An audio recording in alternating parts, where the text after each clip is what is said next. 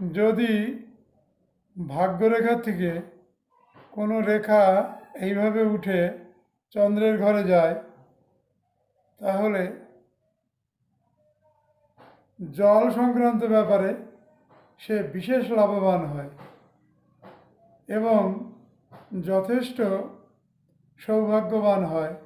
তার পিছনে থাকে অবশ্যই জলের কোনো কারণ, যেমন মাছের ব্যবসা, পুকুর কেনাবেচা, জাহাজ বা নেভির কাজ, এরকম যে কাজের ভেতরে জল থাকবে বা জলজ কোনো বিজনেস হবে, লিকুইড ওষুধের বিজনেস, মদের বিজনেস, এরকম ক্ষেত্রে তার প্রভূত উন্নতি সাধনের যোগ পরিলক্ষিত হয় এবং সেই ব্যক্তি খুব ভ্রমণপ্রিয় হয় আর তার যথেষ্ট দেশ বিদেশে ভ্রমণ হয়। বন্ধুরা, ভালো থেকো, সুখে থেকো।